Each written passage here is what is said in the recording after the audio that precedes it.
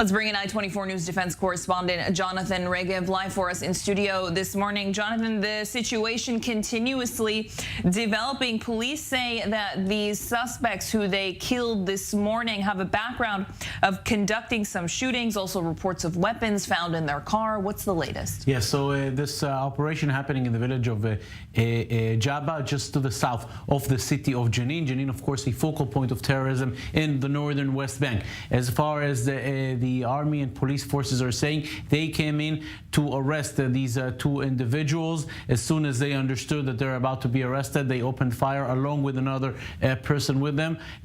Forces responding and killing those three people. The report suggests they have been involved in terror actions in this area recently, in the area of Jenin, and even in the area of Nablus to the south of Jenin. Therefore, this operation conducted once intelligence came in regarding their whereabouts.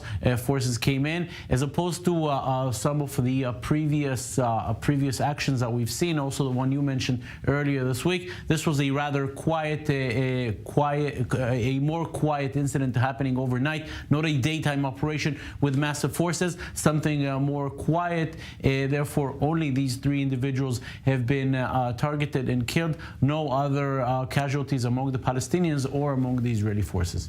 The IDF says it's on high alert for possible escalation from the Gaza Strip because of not only today's events, but also what happened in Jenin just a couple of days ago. We're also hearing reports that what was found in their car did have some insignia from Palestinian Islamic Jihad, who in January took responsibility for firing rockets into Israeli territory. How worried is Israel this time around? Israel is worried because the Palestinian factions in Gaza have successfully, I have to say, implemented sort of an equation. If there are big operations happening in the West Bank, then they might retaliate from Gaza. We saw that earlier this week following that latest operation in the area of Jenin, not far from tonight's operation. There was one rocket fired from Gaza into Israel overnight. Therefore, we can expect perhaps something to happen. We have to understand Hamas has an interest not to inflame